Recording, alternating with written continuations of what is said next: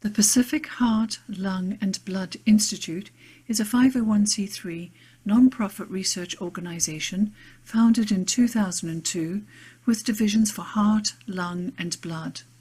We currently support 2 research labs, the Punchworthington at UCLA and a newer lab on Santa Monica Boulevard.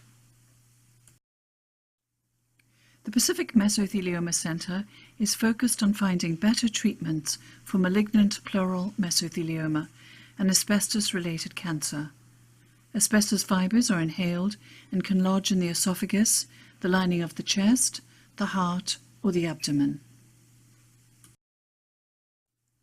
Mesothelioma can affect anyone, from housewives, construction workers, teachers, hairdressers, mechanics, veterans, and firefighters. Asbestos fibers are very small. Here you can see 20,000 asbestos fibers under Lincoln's nose on the penny. You can hardly detect them. And asbestos is not banned in the United States. It is still present in millions of homes and churches and comes into the country in disc brakes, gaskets, protected clothing, corrugated sheets, vinyl floor tiles, and more. Asbestos has been used since the beginning of time, going back to the ancient Greeks. Asbestos means inextinguishable in Greek. Not so long ago it was used prevalently in the entertainment industry. Here you can see how many people were vulnerable to exposure from asbestos while working in the entertainment industry, from actors, set designers, painters, and electricians. On the advice of a fireman, asbestos replaced painted cornflakes as snow, and here you can see how asbestos was used in the snow scene on The Wizard of Oz. Judy Garland and Bert Lahr fall asleep in the poppy field and are awakened by snow. That scene was shot 27 times before the director was satisfied. Holiday Inn with Bing Crosby and Fred Astaire, shot in 1942. Almost every scene was filmed with asbestos snow. It was fashionable for actors to smoke, and Kent cigarettes used asbestos in their micronite filters. This ad here says that Kent is the one cigarette that can show you greater proof of health protection.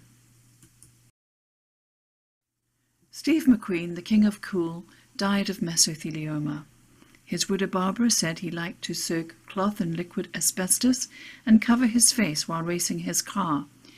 McQueen felt that asbestos used in movie soundstage insulation and race drivers' protective suits and helmets, and his exposure serving his time as a Marine, were all factors in his diagnosis of mesothelioma.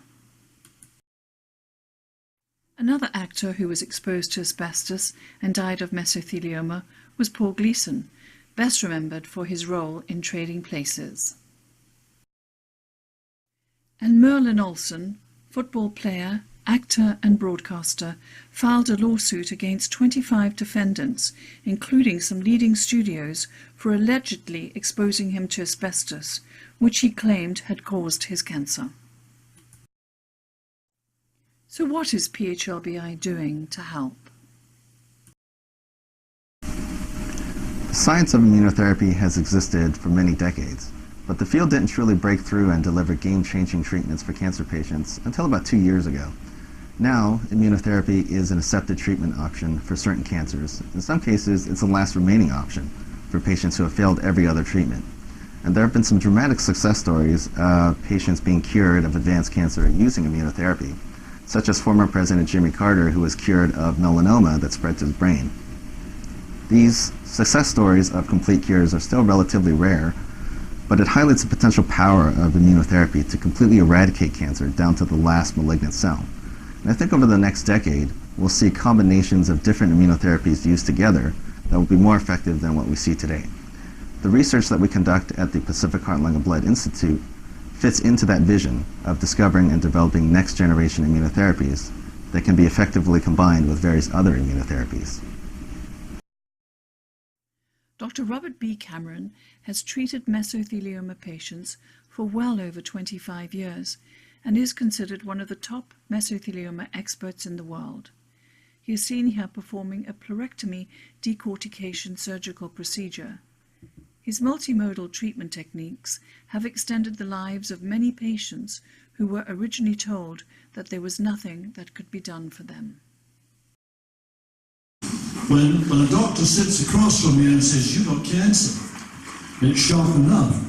But when somebody sits across from you and says, "You have mesothelioma," and you know it's incurable, you really do go into fear. I've lived now since somebody looked me in the eyes and said I have mesothelioma for 5 years, 3 months, 3 days, and about 4 hours.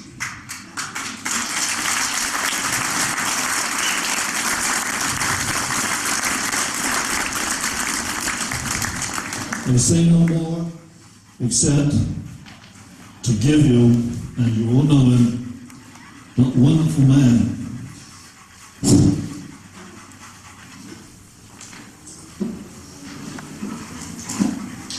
You're good, Terry. Let's say goodbye.